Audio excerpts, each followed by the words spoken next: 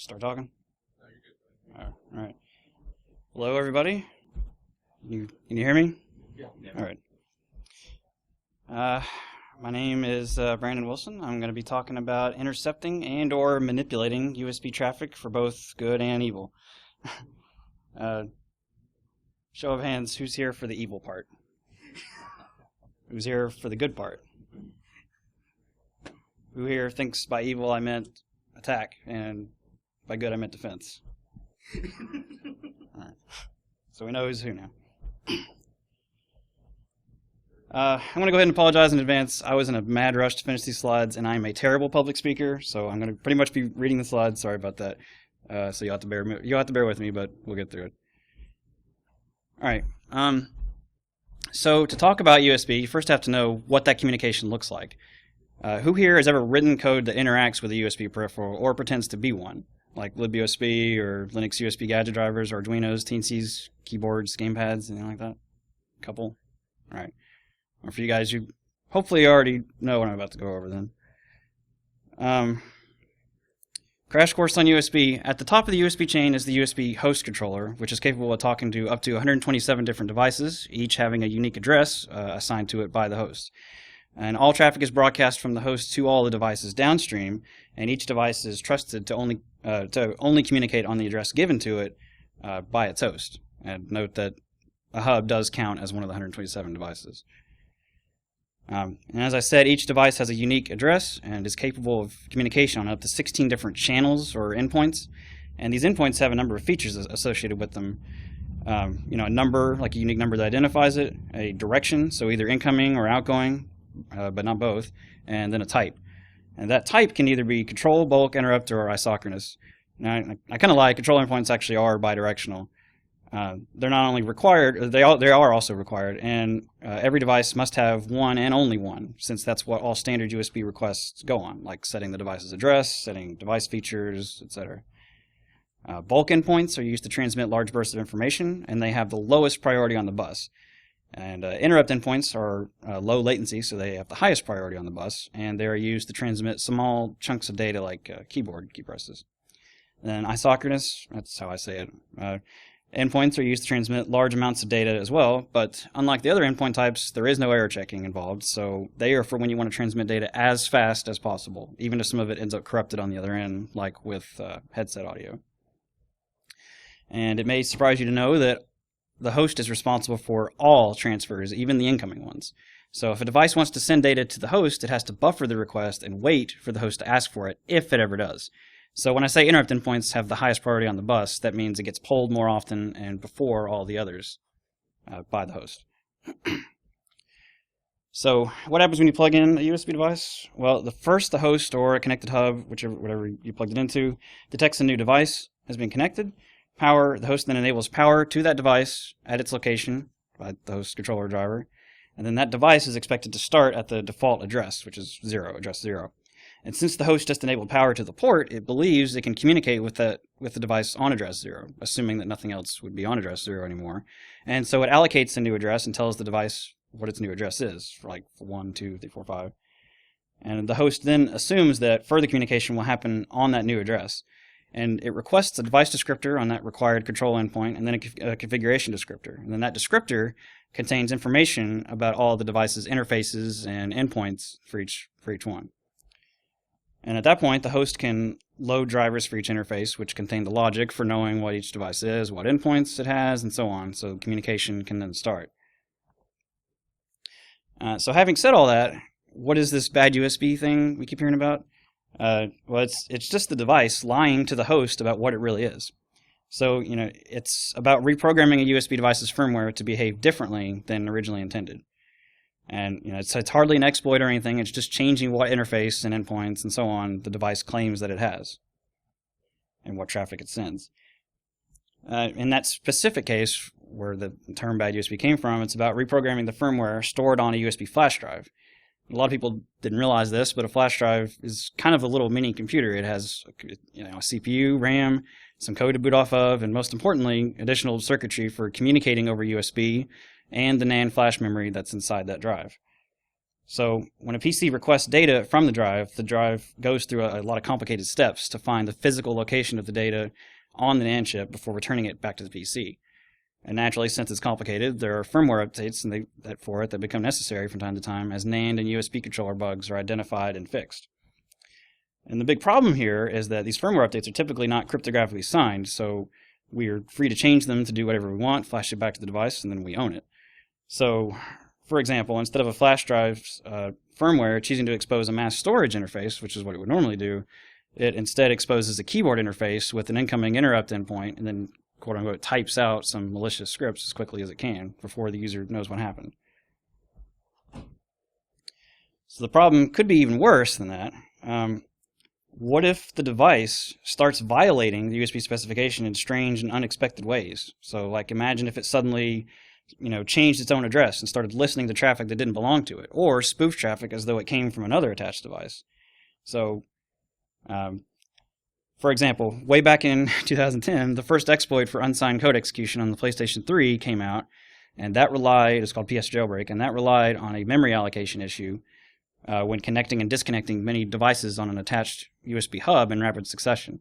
So after that, cell phones, USB development boards, TI graphing calculators, everything with a USB controller that allowed changing its own device address could trigger that exploit by pretending to be a hub, and then virtually attaching devices by claiming new devices are attached, and then switching to address 0 to briefly pretend to be that device before going back to the hub address and then virtually attaching another one and another and another and another.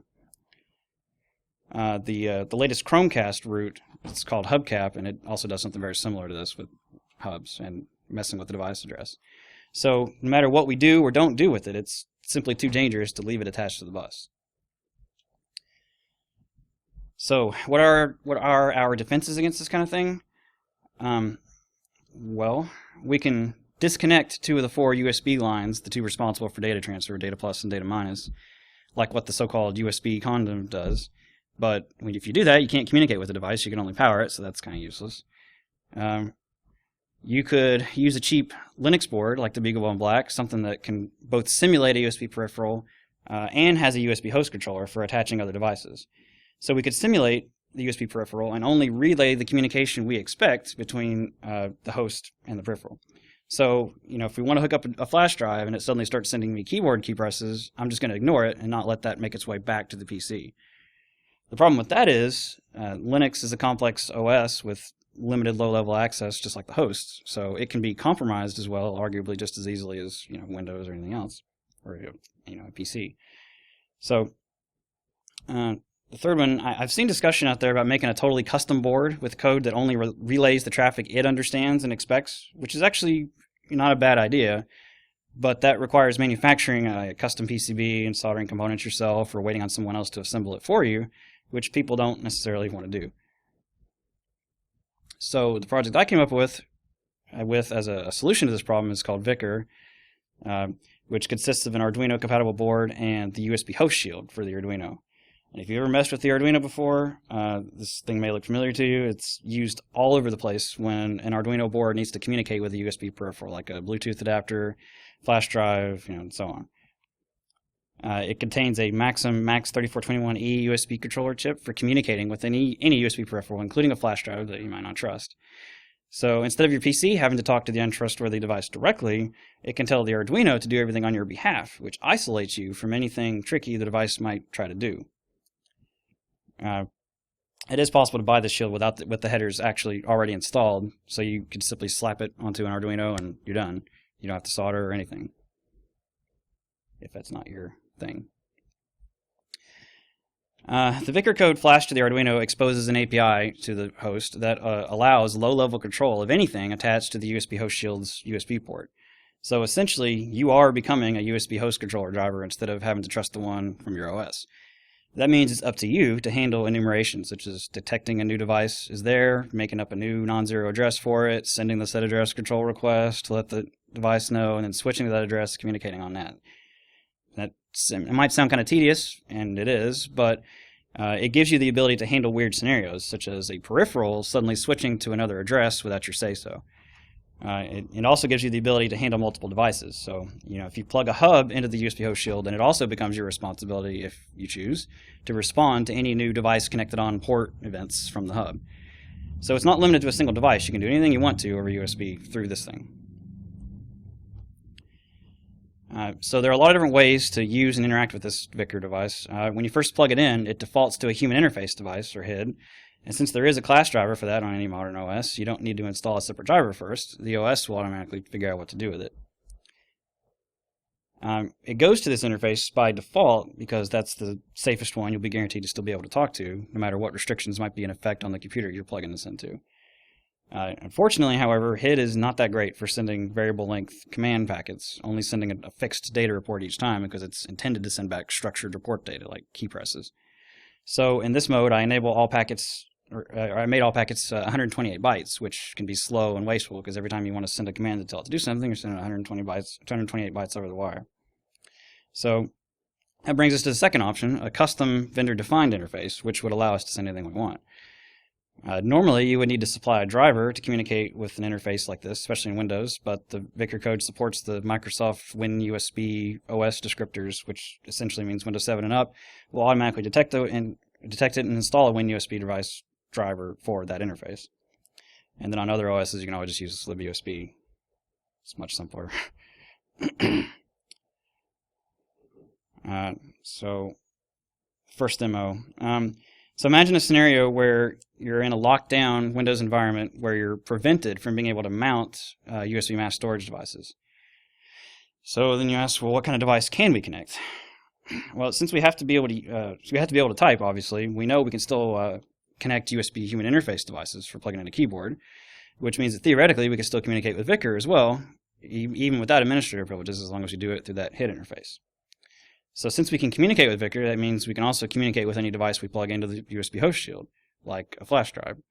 So we can write some code on the PC to issue mass storage read sector and write sector commands to the device, and we'll be able to read or write any data that we want. And that's great and all, but to make it useful, we need some way to get to actual files, not just the sectors. Nobody cares about the sectors. Then that's where the .NET disk utils library comes in. And that library has support for reading and manipulating disk images in a lot of different formats, including FAT32 and NTFS, which is what you're most likely to see on a flash drive. So by creating a .NET implementation of that Vicar API and combining it with the disk utils library, we can put together a simple shell for browsing directory contents and reading files from or writing files to a USB flash drive without the ability to actually use a flash drive. And so I will try to show that to you.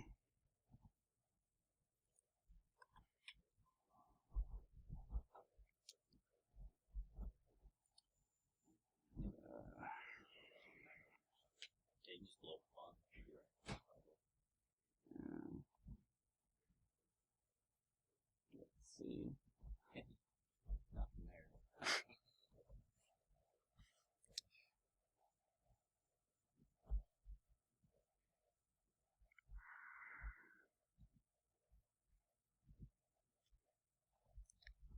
It's a little better. Well, maybe not. Well, it's not important. All right. Okay, so that .NET code that I wrote for communicating with that Vicar device supports both the HID interface and the custom interface. And so it looks for both. So when you first plug it in, when you first start this, it looks for either one. It found the HID one, it detected it, and it's waiting for a device to be attached. And here's the device, by the way. I didn't use an Arduino. I used a Teensy 2.0 device, a teeny tiny version of the USB host shield. And then it's got a flash drive plugged into that. So it detects it, waits for it to become attached. It is attached, and then it started sending mass storage commands. So now we're at that simple shell I was talking about. So we can look at the files on there, and you can see there's one directory and one file. And if you can get it, actually let me get out of this and turn on verbose mode.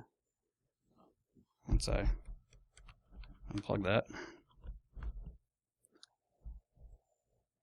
Yeah, so those are all the mass storage commands that are going across. Now this is what this is what's actually going across the wire. So because we're using the HID interface, it has to transfer that much data all at once. So you're seeing a lot more than you normally would be, a whole bunch of zeros. But those are the commands that are going back and forth. So I'm going to turn that off because it's really annoying.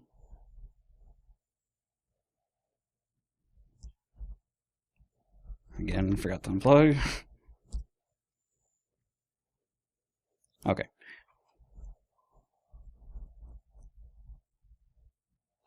So we'll get that test file. File retrieved. This is that directory.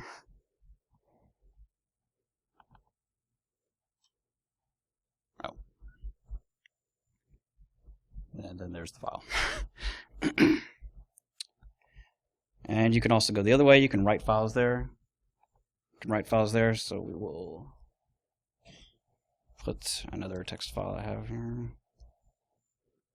And file written.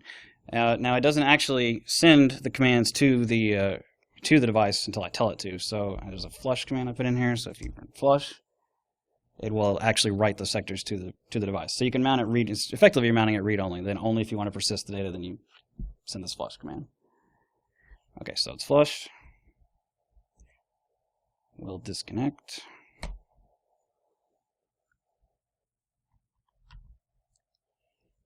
Then we'll plug in the drive directly.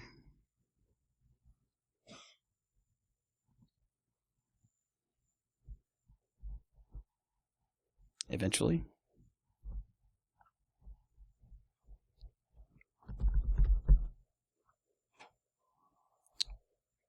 Well, let's not wait around on Windows. We'll just move on. Alright.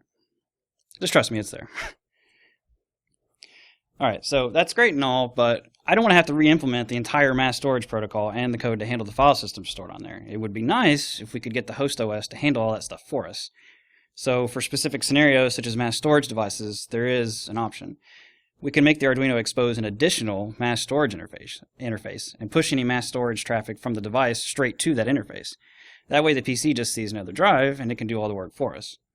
So you can see I've got two interfaces there, a keyboard one and then a mass storage one.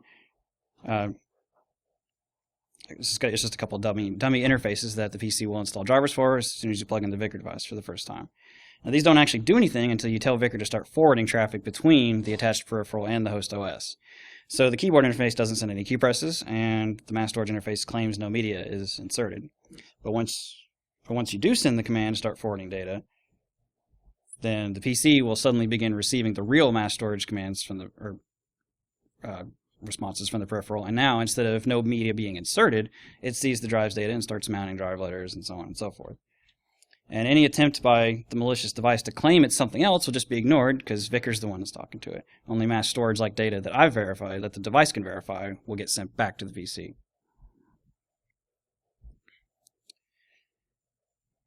So now that the Vicar device is firmly entrenched between the host and the attached flash drive, we can choose to send what packets to send and what packets not to send. And that's exactly what a USB write blocker does. We forward everything except the one specific command, which is the write sector command. Now, I was going to show you a demo of this, but it occurred to me there's no point in showing you something that doesn't work. See, it doesn't work. There's no point in that, so we're not going to do that. I will mention, though, that it's not just about ignoring certain packets. We could handle it ourselves and respond that it succeeded, even though it really didn't, so the host would never know. So it's not just ignoring things. You can do whatever it is you want to do. So what else can we do? Well, we can communicate with any device that your host OS's USB stack normally just isn't capable of. So, for example, a while back, FTDI released an update through Windows Update that would brick counterfeit serial devices by updating the device's USB product ID to 0, which gets returned to the PC during enumeration in the device descriptor. Now, that by itself wouldn't actually brick it, so to speak, but it would prevent Windows from seeing it because Windows just assumes that you'd never have a product ID of 0, so it just doesn't bother with it. So if Windows can't enumerate it, you can't run anything that would talk to it and fix it to change the product ID back to what it was. But with Vicar, you can choose to ignore whatever weird descriptors the device might return, or even not bother requesting them, and just send whatever commands you need to send to change it back to a non-zero value. So hopefully, as people get more inventive with screwing up USB, we'll be able to write code that counters it. So wrapping kind of sweat. So wrapping up, this is definitely a complicated project to try to accomplish within the few weeks I gave myself to work on it. I had to completely rewrite the USB host shield library for the teensy so that I could create the protocol and the interface for manipulating USB at a fairly low level from a PC, working from the ground up and trying to build a relationship between the USB host shield's chip and a libUSB-like interface on the PC. Also, relaying traffic like this is really slow, so to accommodate that, I modified that .NET diskutils library to add a caching layer, so it would only read sectors from the drive only as it needed them to interpret the FAT32 partition, and come up with a way to communicate overhead and send large chunks of data as quickly as possible. Also, as I mentioned before, the HID protocol is limited.